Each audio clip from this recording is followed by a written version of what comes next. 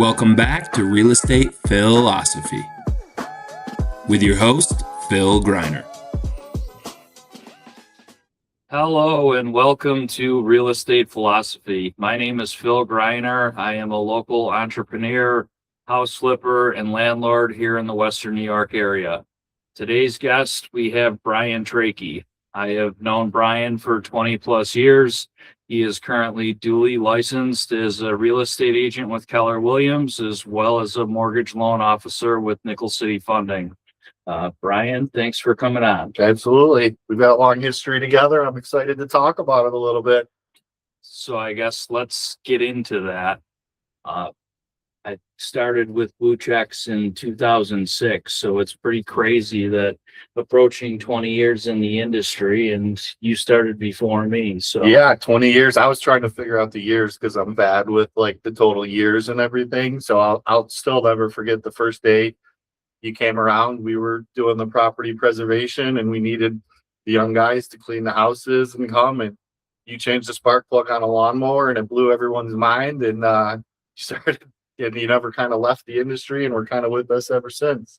Yeah, so I guess so the audience is aware, me and Brian have a background in mortgage default servicing. So when a property is going in through the foreclosure process, becomes vacant from the banks, specifically at that time we were in property preservation.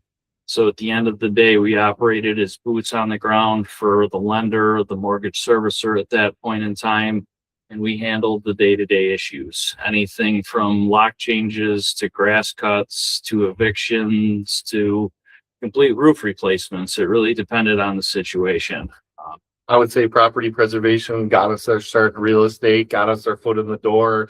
You could see what we've evolved to since property preservation, but doing that from the beginning was kind of where it all started. And it's really interesting to see because a lot of people we worked with have evolved into different things. You know, we have friends in Atlanta flipping houses now. I have friends and workers in Rochester that are remodeling contractors now. And all of us really started from property preservation. 2006 was sort of the beginning of the end for real estate and for foreclosures, and when the big boom happened. So our property preservation company back then blew up immensely, very quickly, and me and Phil were a big part of it. Phil was a college student at Canisius and full-time contractor at the same time. It was an interesting time. We were hiring contractors all over the state of Florida, all over the state of California, all over the state of New York, and Phil was honestly one of our best crews we had going, while also being a full-time student at Canisius. So, I mean, it's interesting. People often ask, it's like, how did you get into real estate? And I literally just fell into it. I would say, same way for me, yeah. hanging around at the flats, being probably a degenerate, night after a party, and he literally just slapped me in the face in the morning, and it's like, you want to go to work? And I just showed up at the Blue Check store. And for us, it was just such a wild time because we were all in our mid-20s, and for us, property preservation, we were popular in the Western New York area and Buffalo for doing it. So when these other states had foreclosure issues and big problems, they reached out to us quickly and said, hey, would you guys be interested in covering these other states, going to work in other states? And it went from 6 employees to about 80 employees in about a year, I would say. Work orders were printing out like crazy, and we just couldn't even keep up with it. And we hired all of our friends and hired contractors all over, and it was just a wild time. And kind of, like I said, where we evolved from that is interesting to see. I mean, at that point in time, it was a client-vendor relationship. You were technically my client, and then I was a subcontractor for Blue Check, covering primarily Erie and Niagara counties. And yeah, it was definitely an interesting time. I think you did a little traveling too. I believe you went to New Jersey a few times for us. It's definitely in New Jersey for sure. That was, well, I guess we'll get into that.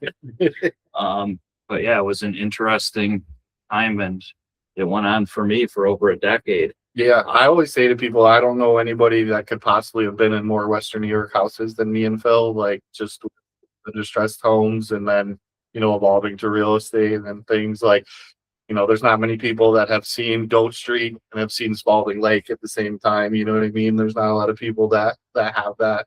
And even background. even the evolution of them. I mean, when these markets are changing or gentrifying and things are going in one direction or another, I mean, Doak Street back in the day gave me a work order there. I was just miserable because it was a war zone, constantly getting into conflict and fights and nightmares. And I mean, now my opinion, it's seen a turnaround. Yeah. It's not nearly as bad as it used to be. Um, in that discussion, I don't think that people understand exactly how long the foreclosure process takes in New York. I mean, it was what, 3 years, And 5 it's so years, terrible. surfacing the same house. Same house for years and years, and it's so interesting for us to see, some of them just, we go by now and there's just vacant land there because they ended up just demoing it.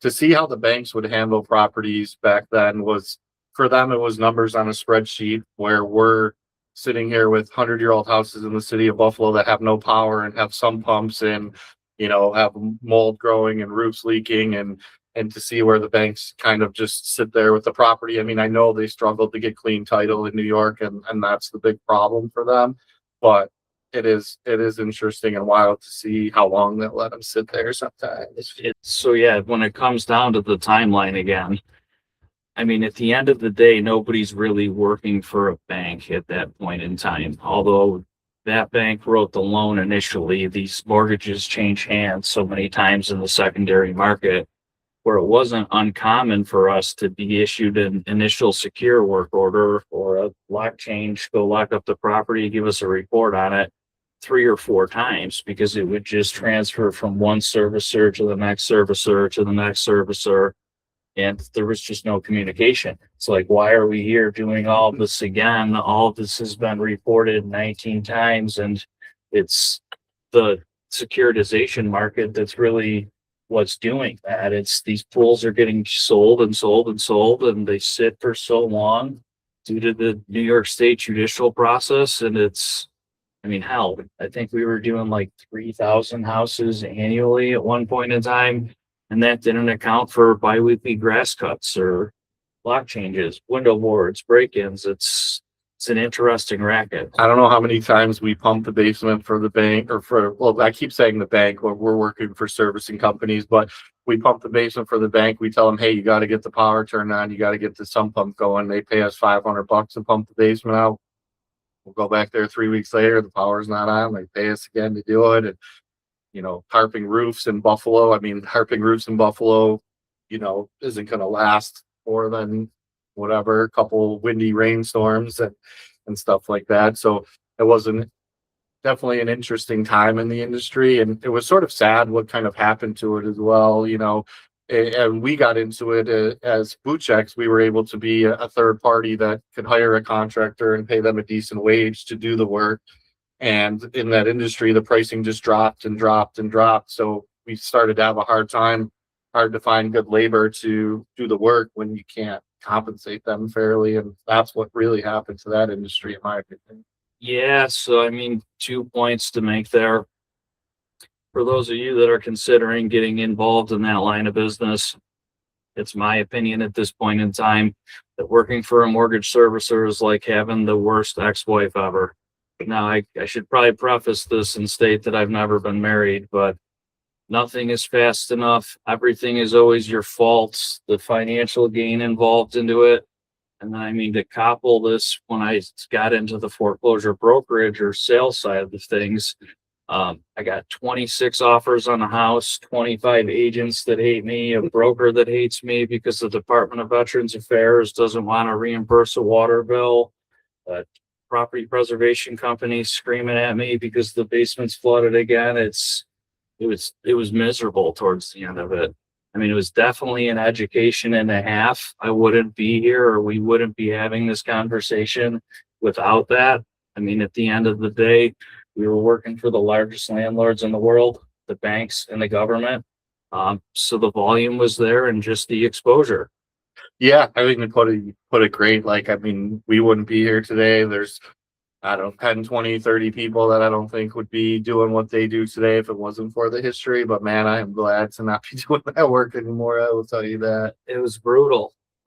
chargebacks that come, like if you don't report the roof's leaking and they think the roof was leaking, all of a sudden you're paying to have the roof replaced on your own dime because you didn't tell them the roof was leaking, things like that.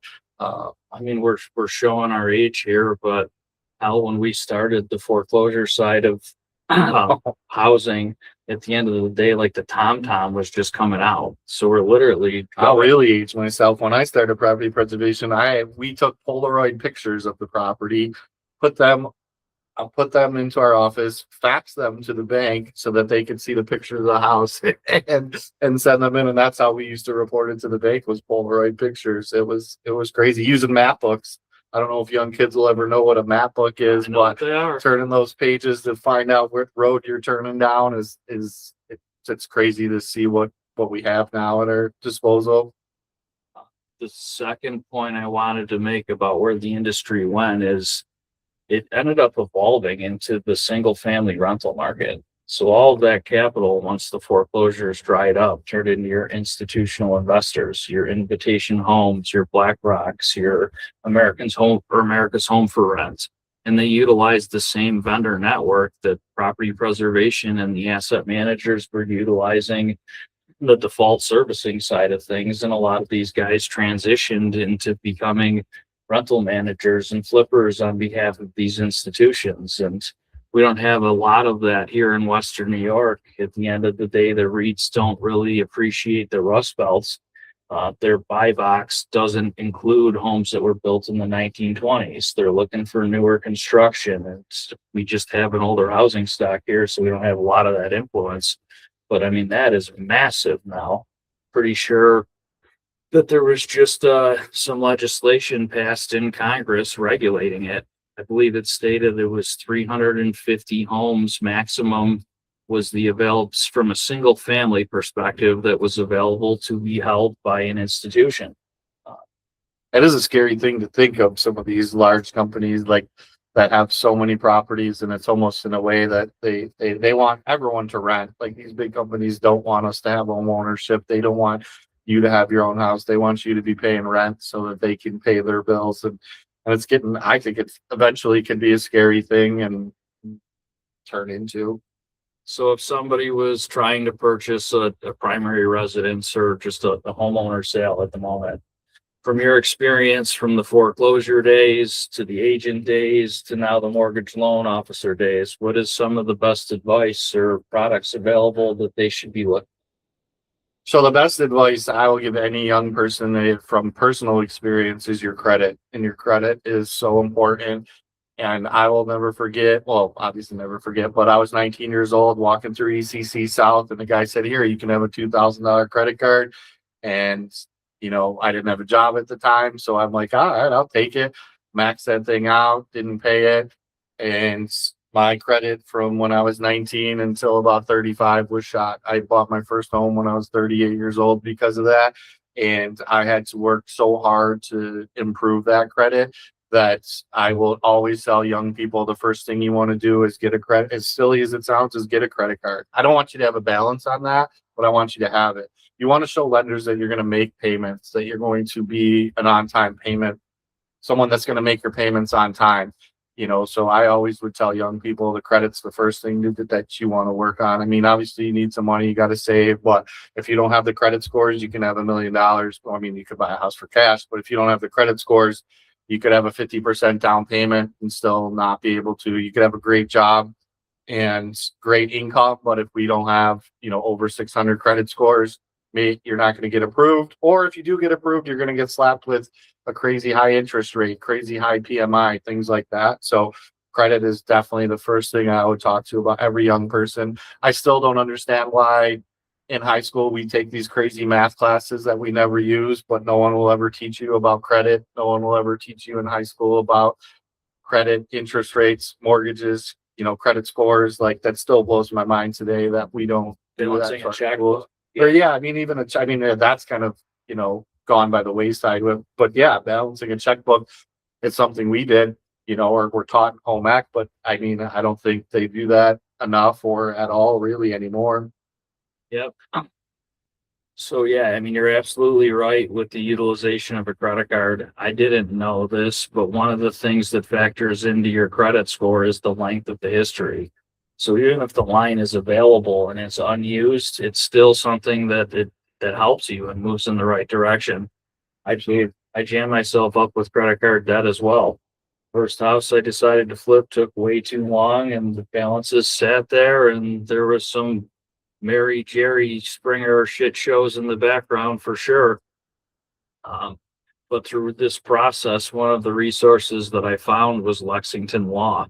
So if you do have or if you are in a, yeah, let's try that again. One of the resources that I found was Lexington Law. If you did jam yourself up and you are in the middle of correcting your credit, I hired them. I think it was like $100 a month, and they disputed every single negative credit item on my report and were probably able to remove 2/3 of it. Now it's not an overnight fix, but within the matter of 2 years, they removed 20 or 30 blemishes and brought my credit up from the high 500s into the high sevens, low eights. And I would be mindful if we were going to hire to do that for you though, because there are a lot of companies that are out there that are going to claim they're going to repair your credit, claim they're going to repair your debt. Make sure that the company that you're going to work with, that you have a background with, that you have a history, that you've heard a referral like Phil from. I've never personally worked with this Lexington Law, but if Phil told me that, I would be happy to work with them.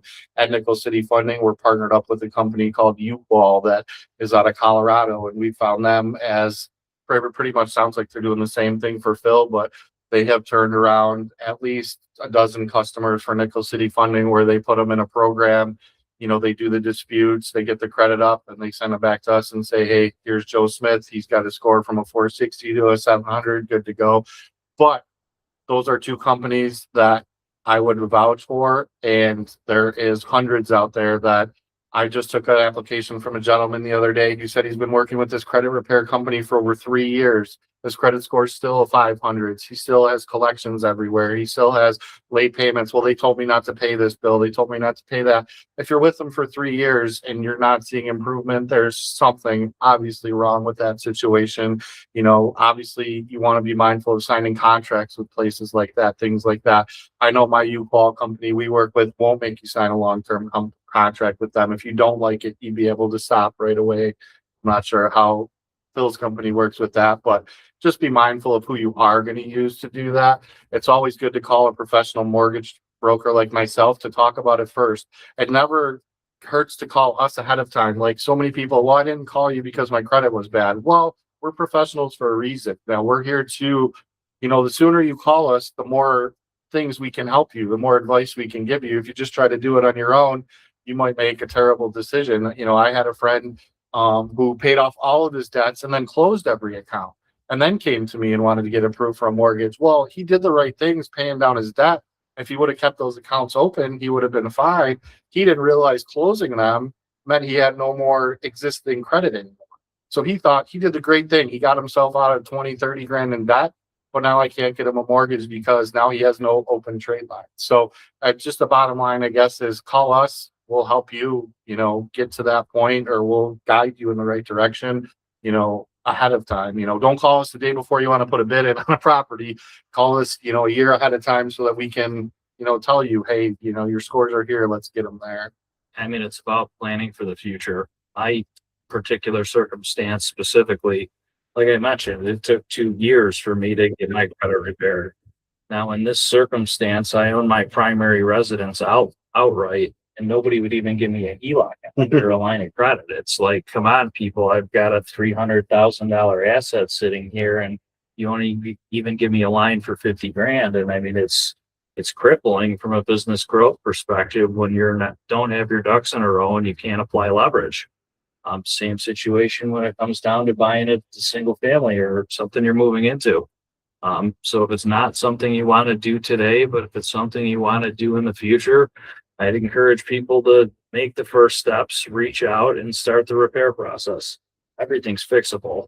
I mean, I tell people all the time, I'll get you a mortgage. You may not be as happy with how long I tell you, but I will put you on a program to get a mortgage, no matter what your situation is.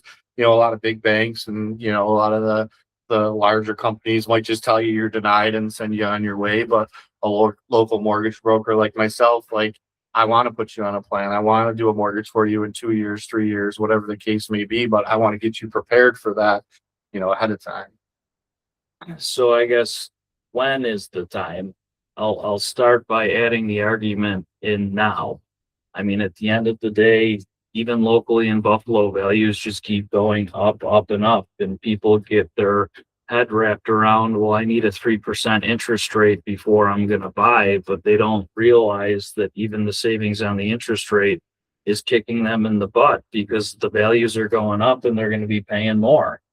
I will say it's never too early. I mean, to call us to get started, you don't know how long it's going to take. I mean, I've had clients bidding in the village of Hamburg for 4 years now, and they're just waiting for only 3 blocks and stuff like that, so it's never too early to call to get the process started to see where you're at, because, you're not jumping right into anything getting pre-approved. You're just finding out what your options are, really is all you're really doing in a sense. So like, everyone's like, oh, well, I don't have enough money saved, that's why I didn't call you. Well, you don't know what products I have. I mean, I have some down payment assistance. I have, you have a USDA loan you can do in the country for 0 down payment. Like, so there's all kinds of options, or I still hear people say, oh, I didn't have 20% down. Oh my gosh, if I hear that, 20% down has not been needed in 20 years in real estate. So you don't need 20%. I don't know how to get the world to understand that you don't need 20%. I don't know if it's grandparents that keep telling people or what, but there's programs 3% down, 0% down.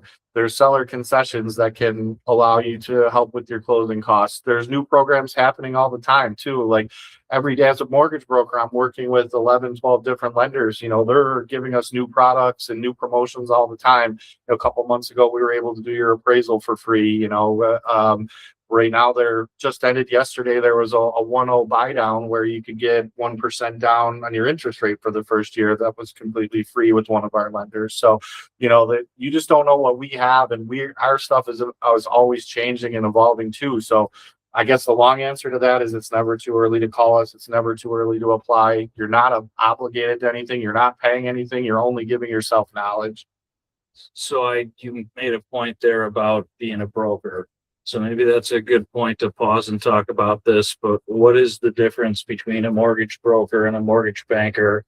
And then to give some examples, M&T, in my opinion, would qualify as a banker. They're really only selling their products versus you guys. I always say it that way. As a banker has one product and they're selling their product. As a mortgage broker, we're dealing with what's called wholesale lending. When you're walking into M&T Bank, KeyBank, those banks, they're what's called retail lending. They have their products, they have what they're going to do, and that's what they have. As a mortgage broker, I could work with any lender I wanted. I have 11 or 12 of the best lenders throughout the country who are what's called wholesale lending. A wholesale lender is not going to let Phil come apply for a mortgage. A wholesale lender is only going to work with someone who is vetted through a broker like myself, because it's a very low risk investment to them. They know if a mortgage professional is going to vet this person first, they have very little risk in getting the loan done. So that's, their thinking on that. So, and then again, that goes back to the products we have is being the broker.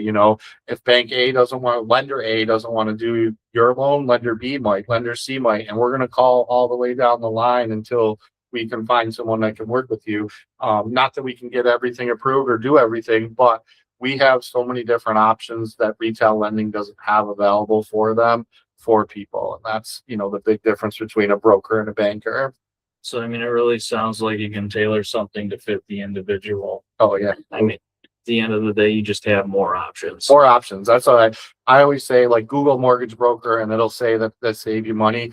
And it's purely, and options is the number one thing is those options. And, can we get you to a VA loan? Well, this lender's great at VA loans. This lender's not great at VA loans. You want to buy a 4-unit house? This lender's good for a 4-unit, but he might not be good for a 1-unit.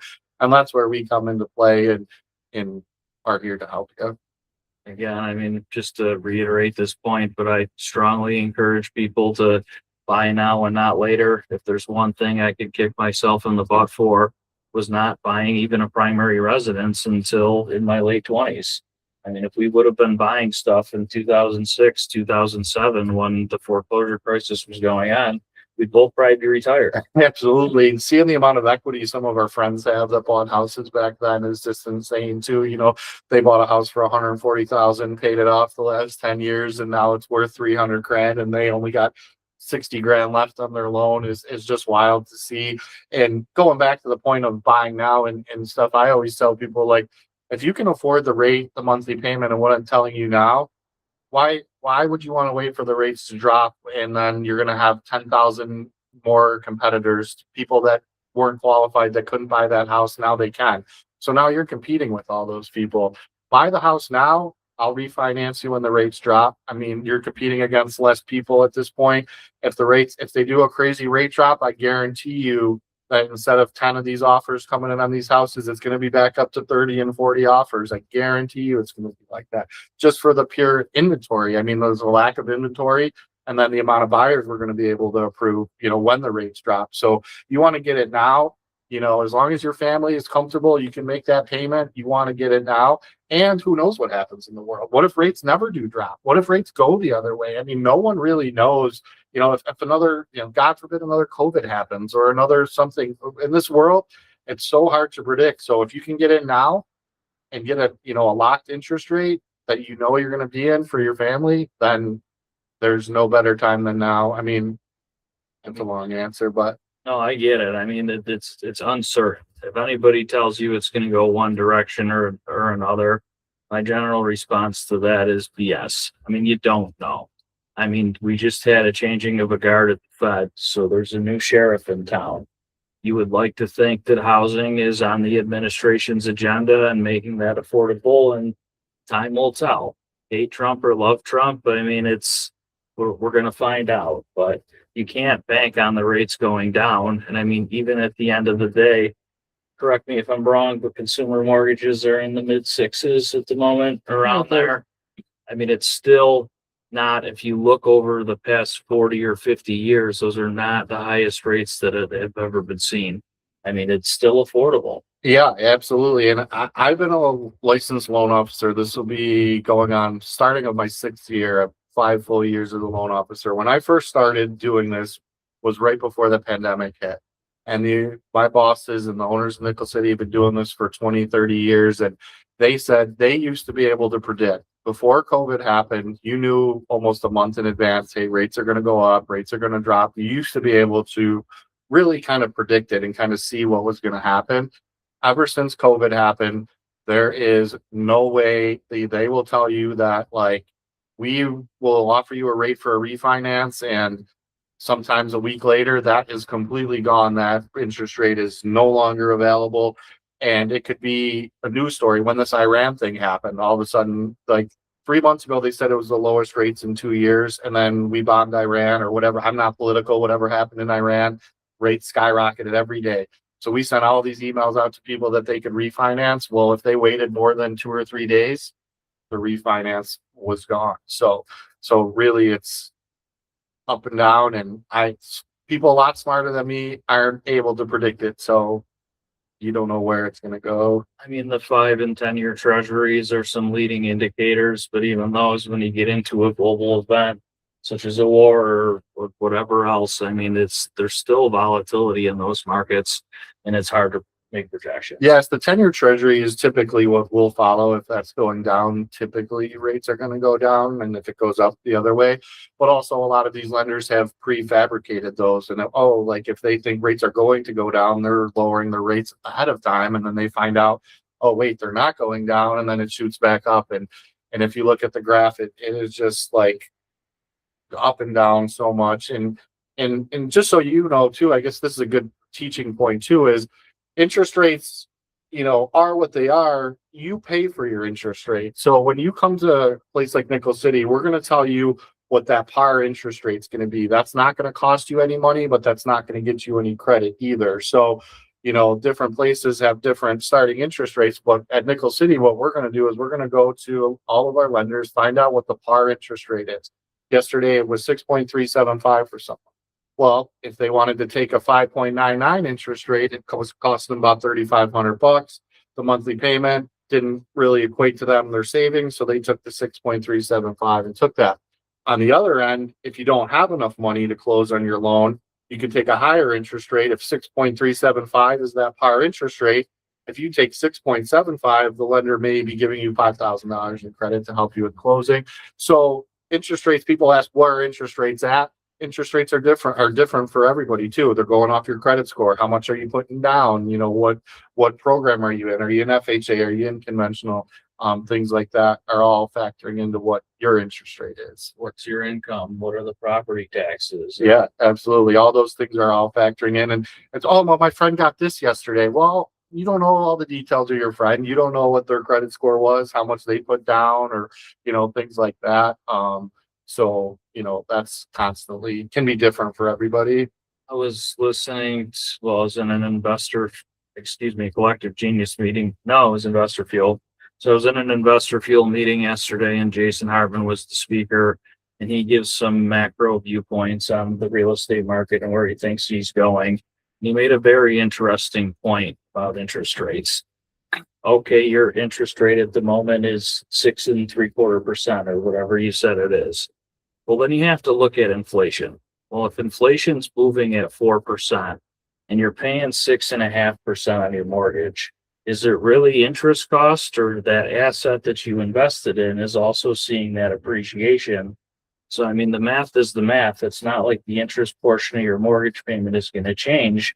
But to give somebody another viewpoint or perspective on the rates, well, you're seeing the appreciation in the background, and it makes things a lot more affordable in the long run.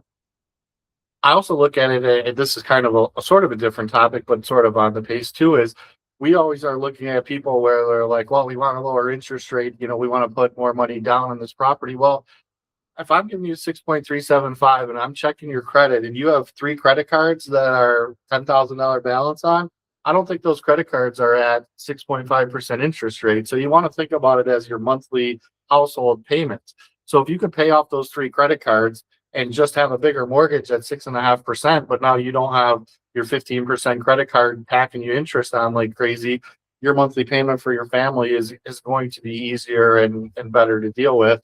So, you know, that's another thing to look at too, is everyone's like, oh, the interest rate's got to be better for my house. Well, why are you okay with paying 21% on your, you know, Capital One card, but you're not okay with 6.5% on your family's home and where you're going to live and the most important thing you need in life? I think so. I'll say pay off those 3 credit cards and put 5% down instead of trying to put 10% down if you don't have it and stuff like that. Comes down to a point you made earlier, the lack of financial education in America. Come on, people, you're paying 20% to Capital One or 6% to your mortgage. There's a problem there. This is the Dave Ramsey approach, in my opinion. The debt snowball. Pick your highest debt, pay that off first. No consumer debt, get rid of that. The only problem with the Dave Ramsey guys, I think Dave, I don't follow him too much. I know a little bit of his stuff, but the problem with some of his people when they call me is they have no credit scores. I've had these 2 young kids call me like about a year ago, and they said they did everything Dave Ramsey told them to do, but Dave Ramsey doesn't want you to have any credit. So that's where that part can come into. I get it. They just have to be responsible consumers. Yeah. We use credit cards in my business and my personal life every day, but we're transactional. Those balances get paid off at the end of every month, and it's not revolving debt and carrying a balance. And then, or yeah, we have a contractor friend, we won't say a name, but he does it all in his business and has been racking up all of his credit cards and paying it off in his business. But then he's coming to me for a mortgage and he has nothing in his personal name because all those credits were in.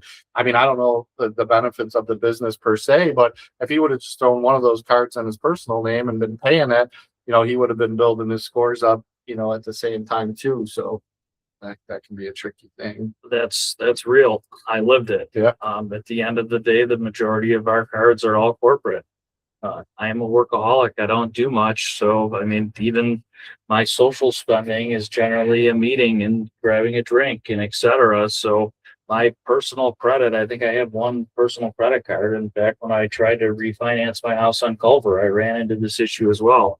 I think this is a good pivot here, but what sort of products do you have for small business owners that run into these issues where your traditional lenders don't want to work with them, whether it's due to lack of credit or lack of W-2 income or all of The those combined? the best program that has came about, has been around since I've done this, been around, is the DSCR loans for people.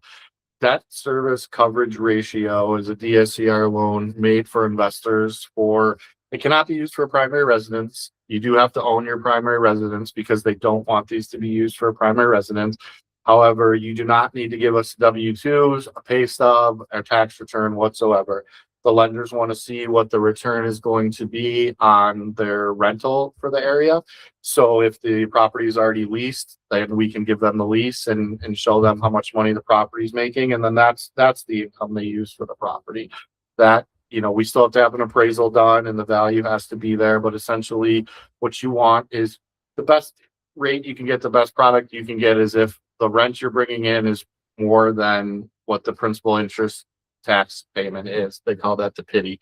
So if your monthly payment, if you're bringing in $3,000 in rent, and we can keep that monthly payment to $2,999 or less, then you're good to go. A lot of investors are doing cash out refinances on their property when they're finished and their tenants are about to move in there. They finish the property, they can pay off all their debt that they used to get the property fixed. That is the best product for small businesses, for investors.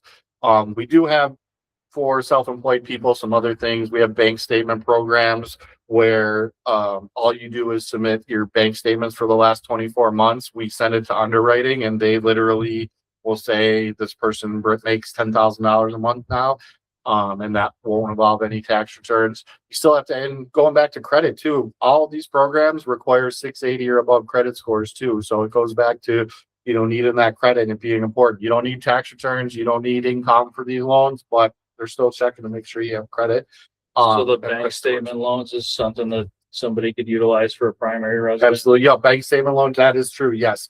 Good point. I should have said that is you can do the bank statement loan for a primary residence and, it's a good product. And, I recently had a gentleman who owned a bunch of nail salons and, he wasn't having the greatest tax returns, what he had to report and how I don't know what his situation, a lot of repairs on his buildings and things like that. Well, what did I say? I said, send me 24 months of bank statements. Well, they're giving the guy about 20 grand in income now because his nail salons they're just adding the invoices to his income. That's all they're doing really. And now he's pre-approved to go buy his primary residence. So yeah, the bank statement program, it can be nice for that. And that needs no tax returns either. I ran into similar circumstances myself. At the end of the day, a lot of the mortgage underwriters are not business operators or tax professionals. So although we made decent money last year when I'm submitting my tax returns to these lenders, they don't understand concepts such as accelerated depreciation and cost segregation. And they're seeing a loss on the P&L, but that is not a paper loss, or it is a paper loss. It is not a cash loss due to how the IRS code works. It becomes a real balance as a business owner of showing profit and not showing profit. And it can help you or hurt you, but it depends on the situation. Not paying the IRS, I completely encourage it, especially if you can play within their guidelines. Not trying to promote any nefarious activities here. But in the same conversation, when you go to get a mortgage, whether it's a well, not necessarily the DSCRs, but a primary, if you don't show income on paper, you're less likely to get through that. I have so many people that, I'll take your application. Oh, I'm self-employed. I made $200,000 a year. Okay, cool. Send me your tax return. And yes, that top line, you invoiced $200,000, but you wrote off everything. And now the bottom says, that bottom line at the very end, I forget what letter it says, but L maybe, it says negative 1,400 yearly income to the government. So now when you go to the bank to tell them what your income is, that's what your income is, whether it's fair or unfair. I don't own a small business, so I don't know like all the ins and outs of write-offs and things like that. But I will say that like if you're going to tell the government this is what you made, you can't come tell the mortgage company, well, I made 10 times that. I made it, I made $1 million last year, but I told the government I took a loss. Like you're just not going to be able to kind of do both those things. Oh, I get it. Two FHA 203K rehab loans are a cool product. I actually just finished our first one with good friends of ours, actually. They, they took the full year to, I think actually went a little overtime, but what a 203K rehab loan is they will loan you the money to purchase the home, especially from someone like Buffalo Brick and Mortar or someone that's, that needs repairs. And you meet the FHA consultant at the property and you bring your contractor to the property and you say, well, I bought the house for 100,000, and the contractor and the FHA consultant come in and they say, all right, well, we're going to put $100,000 of work into the house, very detailed report.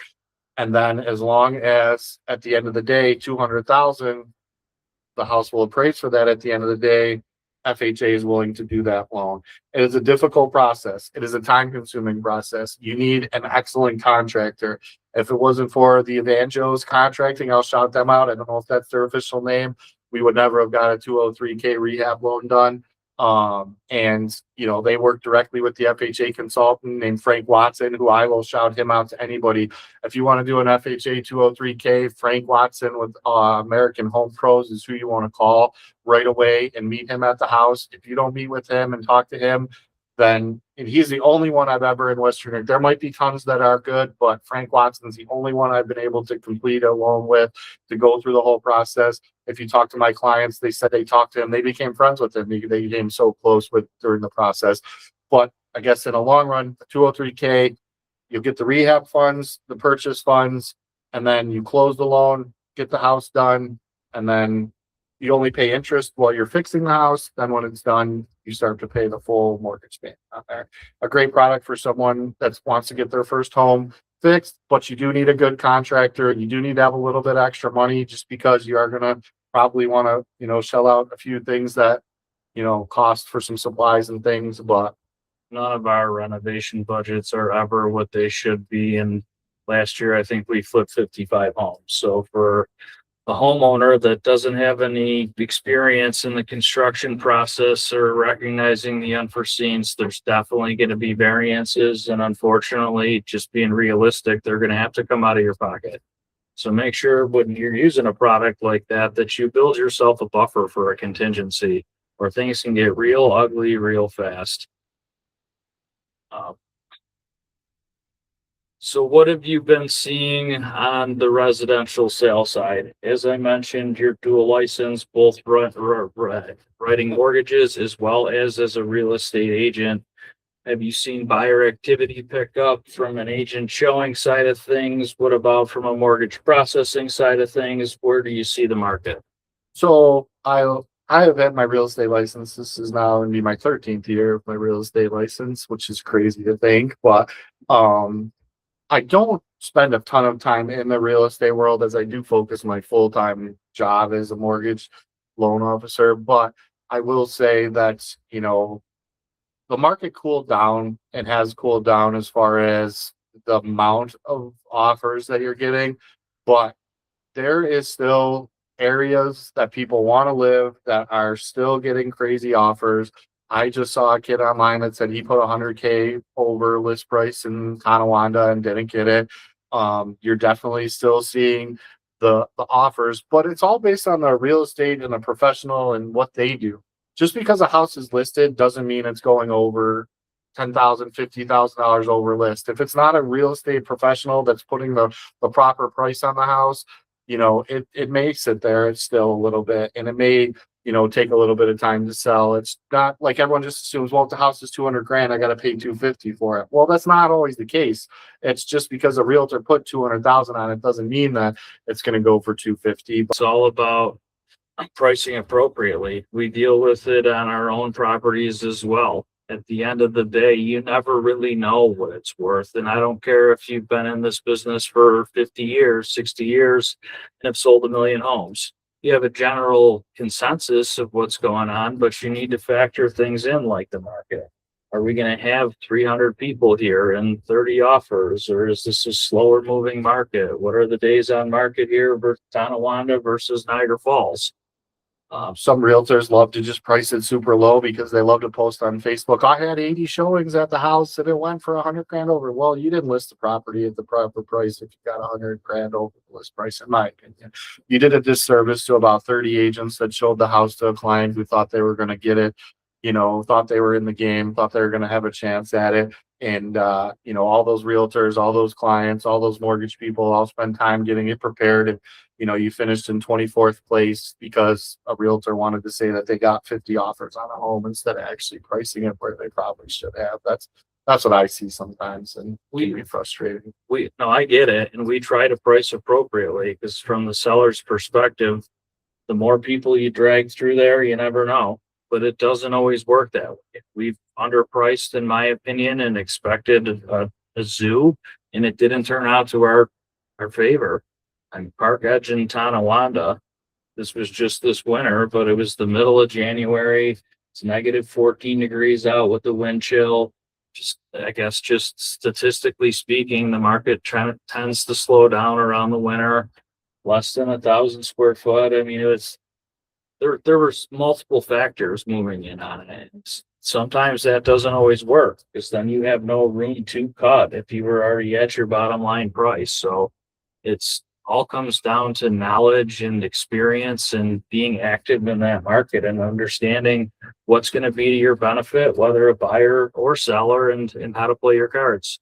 And having a great team, having a great team on your side is so important too. Like having a good realtor, having a good loan officer, having a good attorney, having a good home inspector, like working with professionals that have done this and been doing it is so important. I always say, I think half of the realtors that are licensed in New York State won't sell a house this year. You get connected to a realtor and now you're signing before you're seeing a house, you're signing a buyer's agreement now. So you want to be mindful of your realtor that you're signing that buyer's agreement with. Are you going to sign up with the guy for 3 months and then call him and he doesn't want to show you the house because he's sleeping or he's on vacation, stuff like that. You want to make sure, you have, and that's why for me, to be honest with my real estate, I do it for friends and family because I just don't dedicate enough time to really put the effort into it for a person. So, I will refer to a full-time agent, a lot of people I work with and stuff like that.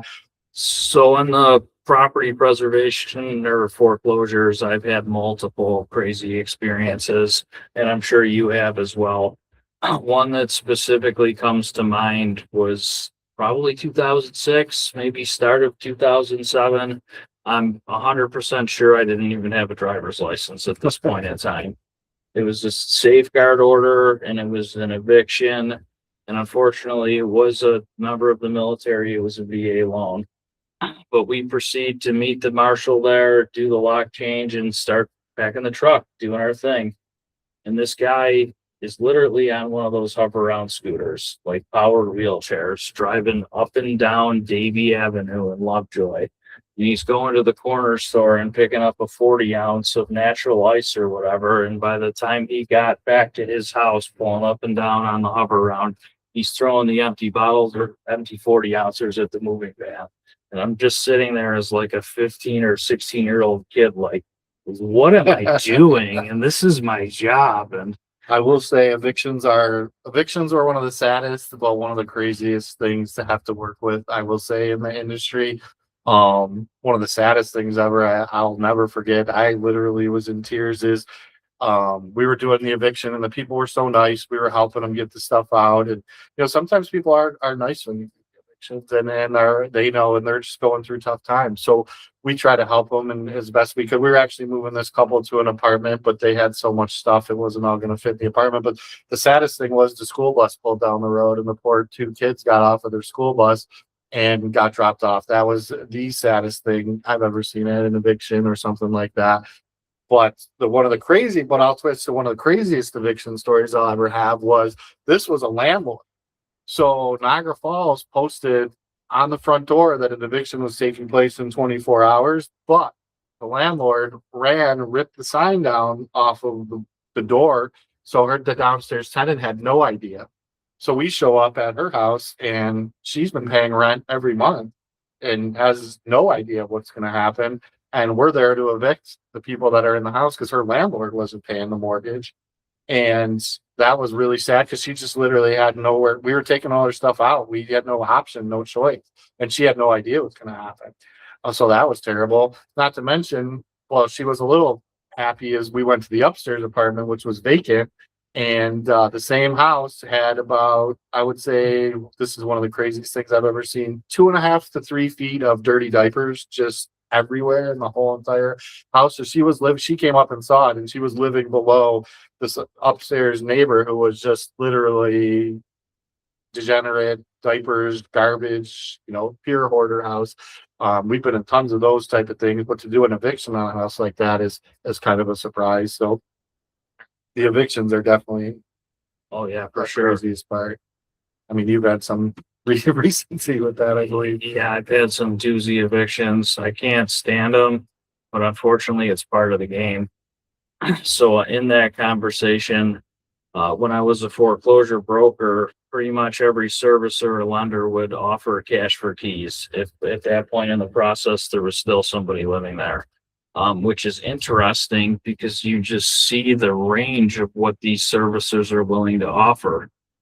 Using M&T as an example, and I'm not trying to nitpick them. They were one of my favorite clients from the foreclosure side of things, but they would start at $500 to vacate the property in 30 days.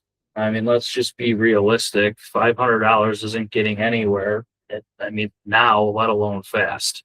On the other side of the things, Wells Fargo was starting at like $15,000 to vacate in 60 days, and I've paid out up to $30,000. So this goes back to the foreclosure crisis to begin with.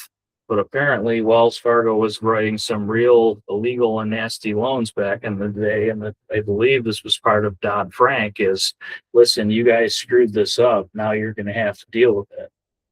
It is an interesting concept, though, especially in New York. I mean, at the end of the day, the longer it takes, the more it's going to cost you. Insurance bills, property preservation or maintenance fees, interest fees, etc. And if it is an option to say, hey, I'm sorry for the circumstance, here's a few $1,000s, let's call it bygones be bygones, a lot of times it's the best option.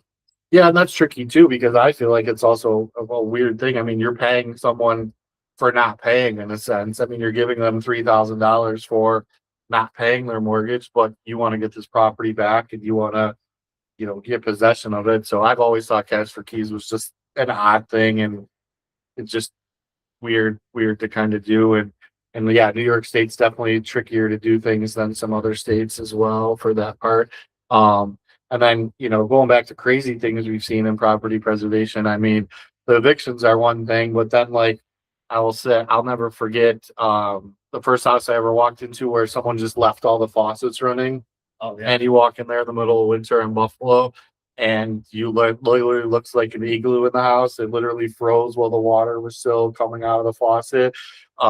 Dealing with that, seeing a hot water tank standing on top of ice and seeing a hot water tank underwater because there's so much frozen water in the basement was something. The ice palaces, they literally dump concrete in the drains and leave the water on. So then the house sits there for 6 months empty in winter in Buffalo, and it was insanity. Not to mention there's a $9,000 water bill on the house that the city keeps just adding on and adding on. I think I remember one time, I think it was Christmas Eve, and you had to go to a house because they thought it was frozen. You were supposed to winterize it, and they thought it was frozen. And oh man, the ice and the wind. That's the other thing about doing that property preservation in Buffalo. Like if you're in Florida or LA and where it's warm and beautiful, I mean, it's a lot different than being in a 150-year-old Buffalo house and snowstorms and freezing and temperature changes and stuff like that. It's tricky. I mean, you used to have to do those winterizations. I mean, I don't know. They're not paying you to shovel the 10 feet of snow in the driveway. So you're literally using snow sleds to drag your equipment over the curb and into the house, generators and heaters. And yeah, it was a nightmare. And if you're the one who didn't take all that water out of that house properly and put the antifreeze in there and now a pipe is burst, They're billing you for it. Yeah. I remember they sent me to New Jersey. So I was a field trainer at that point in time, training other people on how to foreclose on houses. So simultaneously, I'm going to Canisius, getting my accounting degree. I've got my guys servicing Erie and Niagara County.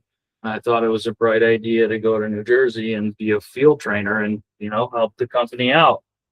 So, I mean, at the end of the day, people need to realize that your recruiting source at this point in time was Craigslist, Indeed, Monster. Yeah, Craigslist. We were LinkedIn. running an ad. You want to work on affordable homes on Craigslist, and that's what we're doing. So you guys got me pulling up to train these people. The dude pulls up in a Honda Civic with the lawnmower hanging out of the back of the truck and a foldable step ladder. It's like, dude, what do you want me to do with this?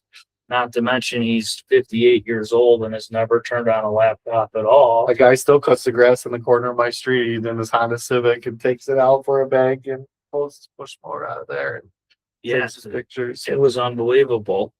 But here nor there, I think I got like a 200-yard trash out. So it was massive. And it was me and one other guy. So Chad Beers told me where I could find some labor. Ended up going to South Plainfield, New Jersey, picking up these 6 guys, driving them to Newark, which was not a short trip, especially during rush hour traffic. And by the time I got there, the neighbors had already filled the 2 dumpsters that we were going to use for the trash out with all of their stuff. It was just unbelievable. So now I got these 5 guys that I just drove 2 hours into another city to do a job, literally put them on a bus, gave them some bus fare, and had to try it again tomorrow. It was a crazy time, but so we had the whole state of California covered for a while, which was crazy. I've never even been to Cali, all the way from top to bottom. It's such a different Northern California to Southern California is so different. But I'll never forget, I get a call from the contractor. He's like, I can't go in this house. I'm like, how come? He's like, you're never gonna believe this. I'm like, what? What do we got? What are we dealing with? The people let about 6 alpaca in the house and then abandoned it. And these alpaca were just eating the couches, they had to survive. They're just eating everything in the house. And he walked around, took these pictures. Oh my gosh, I never could imagine, the stuff we've seen, but seeing these alpaca just sitting in the house, they just couldn't help but just laugh. California was a crazy place. There were neighborhoods that were foreclosed on, whole streets that were foreclosed on. I mean, we were doing work orders where you cut the grass on the entire neighborhood because they were foreclosed on. California and Florida got hit way worse than Western New York did during this time. And, it was interesting. It was interesting for sure. I mean, I definitely credit a lot of my 15 plus years in the foreclosure industry towards some of the success of my business now. At the end of the day, if you're going through a foreclosure issue and you need to talk about it, we're here to be a resource. At the end of the day, a lot of the conversation comes down to equity versus time. Depending on your circumstance, it may be better off for the homeowner themselves to sit tight and play it out, because if time is their most valuable resource, you can continue to file and delay things and push it on. And if it's in your best interest, it might be. With this, I guess, the turn. Especially back then, cut that shit out and make this look seamless. On the other side of the coin, you need to understand, as you're letting time pass, the equity in your property is getting eaten away. The mortgage servicer is paying companies like ours to come out there and do inspections, broker price opinions, lock changes, grass cuts, if it goes vacant, etc. And all of that is eating away at the equity in your property. So you just need to understand you're getting one or the other, and know your options and be able to figure out what's best for you. Yeah, I mean, back then, like I said, this is 15 years ago, we were telling the guys and the homeowners in California, we were just telling, hey, stay in this house until someone kicks you out, because they are so behind on everything that it's going to take them so long to get there. I mean, like we were telling, like some people just abandon their house before they even need to. That's another thing that happens. Like some of these people don't even realize they'll abandon their house because they think that they're in trouble. They think that they have to go, and then they'll drive by it a year later and the grass just grown completely. All the windows are broken and no one else is there. Like they could have just been staying in that house. Yes, there is negatives to it, but I would always tell someone to stay in the house until someone tells you, that you have to go. I mean, back then, I don't know I'm sure the evictions are much more on time in California now and are different. But back then, I mean, they were so far behind. You could probably go 2, 3, 4 years without paying your mortgage before someone was going to show up and actually physically, get you out of the house. Everything's circumstantial, but especially in New York, you are not going to be evicted at your first notice of foreclosure. This is a judicial state. Things take time, and hell, 3-5 years is probably some of the longest properties that I've ever serviced. Make sure that you just don't sit there and do nothing. Have conversations with the local investor, local realtor, go to the bank, see if they can perform a modification. There's all sorts of programs accessible, and something might be able to fix it. Yeah, and that's where working together with a good team, like I said earlier, me and Phil are working together all the time. I might take a mortgage application for someone where I know they're in a bad spot, so I'm going to send them over and say, hey, do you ever talk to Phil up off of brick and mortar? He might be able to get you guys some cash for this house and get you in an apartment for a little while, or vice versa. Phil's flipping a house and he's like, hey, this kid, this guy needs a mortgage. He's in a tight spot, so he can send them over my way, and that, we're going to be able to, go back and forth with that stuff, and going back to just having a good team and having people you trust. And, I think you can, look up our history and our track record, both of us. And, I think that our records speak for itself at this point. I mean, with our experience and the time we've been doing this stuff and the amount of things we've seen and been through, I just think that we're the best. And it's repetition. Yeah. I'm not that smart. I say this all the time. I've got to screw everything up at least twice. Well, in 20 years now, I've had plenty of opportunity to make mistakes, and I'm sure I will continue to, because you continue to learn as a business owner. But we can prevent a lot of headaches for people with our expertise and knowledge of the industry. Brian, I want to take a moment to thank you very much for coming in. Stay mildly unfiltered. Please feel free to give us a like and a share, and thank you for joining the Real Estate Philosophy podcast. Absolutely. It's good to be here. Sweet. That'll do it for another episode of Real Estate Philosophy with your host, Phil Greiner, helping you navigate real estate without the stress. Thanks for stopping by.